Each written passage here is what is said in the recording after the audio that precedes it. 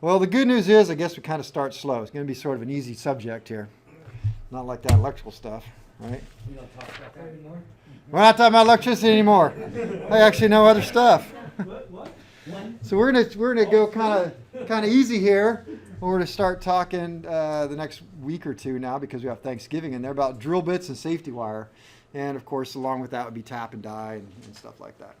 So and the question would come up: why are we going to devote so much time to drill bits? Why can't you say, well, this is a drill bit, you put it in a drill motor and push, and it's going to drill a hole? Well, it's surprising how much of my life as an A&P revolved around drill bits. You're constantly drilling holes. If you're a sheet metal mechanic, you're drilling a lot of holes. Obviously, you guys are figuring that out now, and you want to do it right. You can install, sheet metal mechanics also do a lot of window installs. You got to drill holes in windows. This is a different kind of drill bit, different kind of techniques. Engine mechanic, where I spend most of my time. I swear, as an engine mechanic, if you can't run a drill bit and helicoil, you're doomed. Because you're helicoiling and drilling and all kinds of stuff, which you wish you didn't, but you do. And since it's on the FA test, well, we're going to cover it. So there we go. Huh? I don't do much drilling. You should. As an avionics, how do you get the hole in the radio? How do you get the water to come out? Yeah, when you start, you install though, don't you? Huh? You install, don't you? Yeah, I mean, Yeah, I know. But installing, you're always doing it. So, all right. So there we go. we got the cash though. Yeah. Guess what you're going to be. All right. So you have this thing, which you can fill out, and a piece of paper, right? What's your paper look like? Let me see. Yeah, there's the top. Now, one of the things that I've discovered through my life as an instructor here, you have that and you have this one here, is that no two books seem to agree on everything. Yes, We saw that with drill bits. Yeah, it's the worst. And you look at something like, well, no, this is the the included angle. This shows some other thing over here, and this is the chisel angle. Like, well, that's not even matched that. How can you be that wrong? So I did upload this. It looks more like this. I forget where I got this from, and that seems to be the most accurate thing that I could find. So. Having said that, let's see what we can come up with here. This is what I want. So we're going to do drill bits. Your carpal tunnel, is it healed? All right, see if this works. I got this out at least, drill bits. Here we go. All right, so nomenclature. That means the name of things. Nomenclature 1, we have the body. Let me see, how am I going to do this? Here. Well, by the way, this particular drawing right here, you can see it's Aircraft Technical Publishing Book Company. I often call it the Little Blue Book. I really like that book. It's one of my favorite ones. And when you get into AN hardware, I warn you now, there's almost an overwhelming amount of information that you can take in. And so in your AN hardware projects, you're going to tend to want to gravitate towards the genuine aircraft hardware book. It is the best book. It's, yay thick, and it's got everything in there. It's too much. Go to the Little Blue Book. Keep it simple and succeed. And trust me on that. It's like, wow, you can just find everything so quick, make it so simple, and be done. You don't need the information overload. Okay, body. Where's the body here? I forget how I do this here. Yeah, well, there we go. There's the body. So the body is the twisty part. The twisty part, as opposed to the shank down here. Now, there's different kinds of shanks. Straight shank, taper shank. We'll get into those. But there's the body. So the body is... The body is the portion of the drill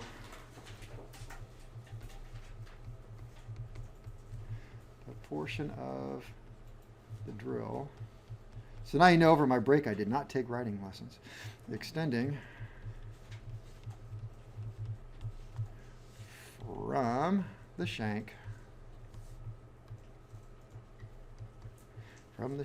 to the outer corners of the cutting lips. Shank to the outer corners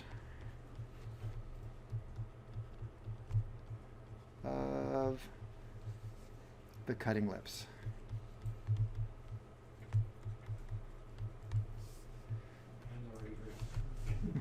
You don't have to write it. Okay, so what is the shank? The part of the drill by which it is held and driven. So the part of the drill by which it is held and driven.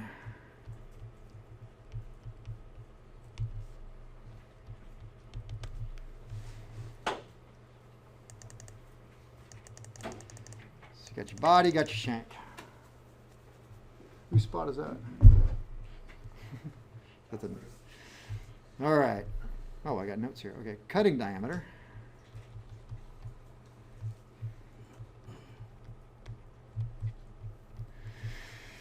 Cutting diameter. And it says go to slide 7. What was I thinking here? 2, 4, 5, 6, 7. Oh, look at that. Cutting diameter. The largest diameter measured across the top of the lands behind the point. So that is from this point right there to that point right there. And that is the cutting diameter. This has some interesting notes. I don't always agree with them. The back taper, the diameter reduces slightly towards the shank, which would indicate that the drill bit gets narrower as it goes down, which is not always the case. That'd be back taper if it has it. But I'm not going to worry about the whole back taper thing. Where are we at here? Cutting diameter. Well, that's kind of obvious. The diameter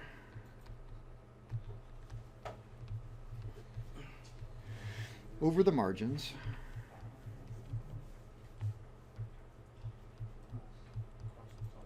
of the drill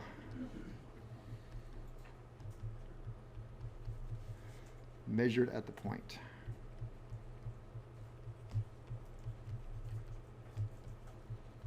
Is it at the point or behind the point? I wrote here measured. Well, it's where it stops being a point, actually. Okay. So let me work on that a little bit here. So if you wanted to know what diameter, like my toolbox, I got a set of drills. So drills can come in letters. I think it's A through Z. Fractions. I think they're in 64s usually. I could be wrong on that. Letters, fractions, and numbers. Numbers.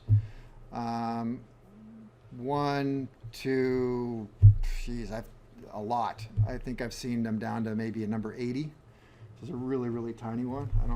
So you can have all of those, and each one can be a different size. So and I think Harry, some of you guys saw Harry's, it folds up, and then across the back you have numbers, which would be, I think that'd be 1 through, I don't know, it's about 60? Do you have 80 on that? It's either 60 or 80. I think it was 60 on that set. 60, and then you fold one up, it's got the A through Z, and the other side's fractions. And so that makes up a complete kit. So it's not like it overlaps, but if I said a letter A, you're not going to find the same thing in a 64 or a 1 through 80. I mean, an A is a very specific one. So you have all of those right there. Now, in my toolbox, like most mechanics, I've got a little tin where, all the homeless drill bits go into it. And so I need a drill bit. Sometimes I'm drilling something and it's just not important what size it is. I just need a hole. Maybe it's a pilot hole. We'll talk about that. So I say, I just need a drill bit. And I want to know what size it is. How do I measure that if I want to know what size it is? Shank? Exactly. I'm going to measure it down at the shank. I'm not going to try and measure it up at the margin. It seems ridiculous to me, but, technically, I guess that'd be the right thing to do. That'd be the most accurate. But I'm going to go down the shank and measure it there and then figure out what it is. So, all right, shank, cutting diameter. Let's see. Flutes. Yeah. Aren't there drill bits where the shank is actually skinnier or bigger than the actual head, or narrower? Yes, there are. That are narrower than There- it. So if you measured the shank, it would be. Okay, there are, but you'd have to know. I don't have a picture of that, but let me see. The way it would work is it still has a proper shank, and then behind the shank it has the smaller thing. So you're still always going to have the proper shank. Okay. Then it goes down to the other size. Yeah, that's it. Yeah, thanks. So Harry's got it. Yeah, that's exactly what I was So talking about. yeah, it's still a proper shank. Then it goes down to that. Okay. Interesting. Yeah, look at there. I know. All right. So where was I? Flutes. Flutes.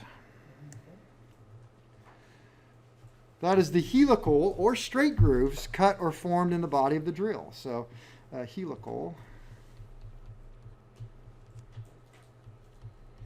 Helical or straight. I don't think I've seen many straight flutes. Yeah, I have. Or straight. They're just not as common. I'll tell you. Oops, I didn't want to write flutes. Helical or straight grooves, cut or formed in the body of the drill.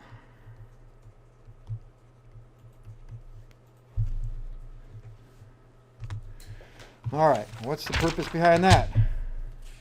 Get all the junk out. Get all the junk out. Well, number one, or A, it actually provides the cutting lips. Provides the cutting lips. Well, if you didn't relieve it where the flute is, then you would just have a cylinder with a point on it, and that wouldn't really cut. So number one, it does the relief so that it actually get a cutting lip built into this thing. Now we get the junk out to permit removal of chips.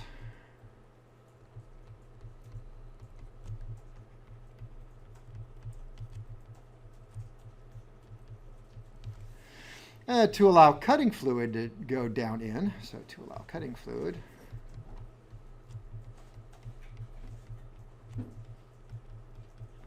Cutting fluid to reach the cutting lips. Cutting fluid to reach the cutting lips.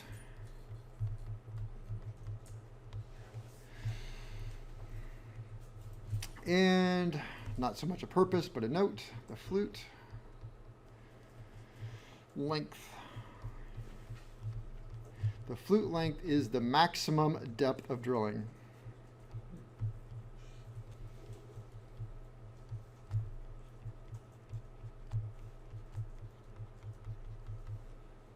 So they say. I've had to use a drill bit a little bit beyond, not on an airplane. Always some sort of home improvement project where you got to drill through something, and my drill bit told me that long, all the way from. You just keep pushing. It gets a little warm, but. Well, as long as you keep cleaning it out, it should. That's it. Yeah, you just keep backing it out. It packs the flutes, back it out, packs the flutes. Okay, so where am I here? I was. Hey, there we go. Flute length. The length of the flute is measured from the drill point to the end of the flute. Flute length determines the maximum depth of. Well, I could just use a PowerPoint and not have to write anything, huh? I know, that would just be cheating, now, wouldn't it? All right, so I guess we're going to talk about the land next. The land. All right, the part of the body, the part of the drill body, part of the drill body. I got to go up a little bit here. Part of the drill body between the flutes. Between the flutes.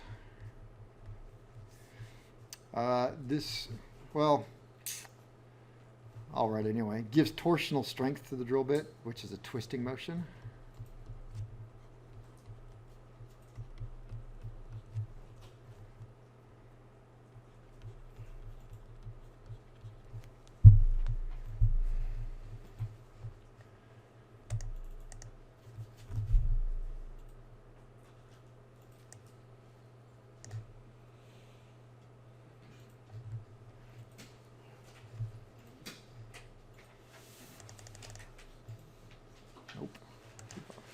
Land, okay. So if we're looking at this, notice that the land is like from this part right here over to this part right here. Now, there's another part that's kind of raised up right here. That's not counting it, so it's not that. That's something else. So that's right here. So that is the land, part between drill body through the flutes. The land provides a drill with its torsional strength. Well, that's why you want it thick like that, so that it's torsional. Otherwise, you can have bigger flutes. Didn't we decide in the lab that was the margin and the land was the little part?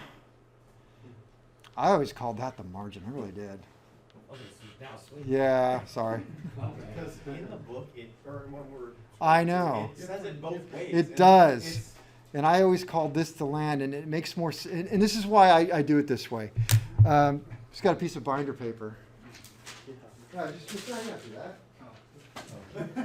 What's this little part right here called? Margin. That's why I called it the margin.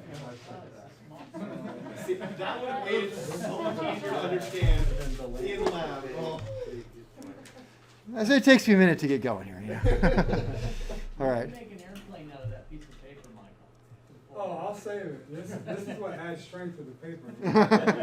It's gonna throw that to me next mistake I make. Okay, so let me think. Well, while we're on this, I'll just bring this up, and then we kind of go back and I'll write about it. But let me see.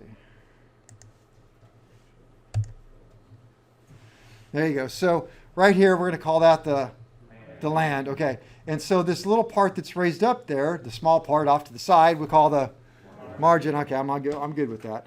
All right. So why do they make this little raised up thing? Why not? Okay, so what happens if I get rid of the raised up thing? Well, if I get rid of that raised up thing, which is the margin, then the drill bit is not as wide as it used to be. Okay, and so if you think about that coming all the way up here, the cutting lip, that's what gives it its width. So you got to have it, or you just reduce. So if I got rid of the margin, then I've made the drill bit smaller, and that was pointless. Okay? Well, why not just get rid of the margin and make the land fatter? All right, well then what happens is you have that wide area rubbing on the hole, and it's going to heat up. So you got to relieve it and get rid of all of the rubbing action, but you still got to have the right diameter, thank you. So therefore the margins are going to give it the diameter, and it's relieved out, and then we call it the land. That would also kind of help the drill bit to cool off a little bit. Well, it just won't get as hot, that's for sure, because it's not touching and rubbing that hole the whole way down. Okay. All right, so that was the land. Okay, land. Okay, then we got the heel. The heel. The trailing edge of the land. Trailing edge of the land. All right, let's go back to here. Let's see. Are you able to fill out that paper? If you can't, I'm going to go back to a slide with all the answers. So this is just to help you if you can. All right. We're talking about the web. Want me to go back to this? Heel. I don't even think I have a picture for the heel. Trailing edge of the land. What do you mean by the trailing edge? Not the leading edge. The other end. Not where the margin is? So back here, after the shank. No, not there. Let's see. The trailing edge of the land. So here's the land, right? And so you have the leading edge to be the trailing edge is back here. Oh. I like to think of it as this little point right here. So Mhm. the front of the tip that's doing all the cutting is the lip. This is the front over here. You're not seeing the front, or the front is right here on the other side, right there. Can you see that? Okay, so I talk, and I don't think you can see it if I use my cursor. I have to use like the laser pointer. So right back here, I call that the heel, Okay. right there. And this right over here is the cutting edge, and the cutting edge is over here hidden from you. Yeah. So the cutting lip, I should say. All right, we've got the heel, and then we got the web.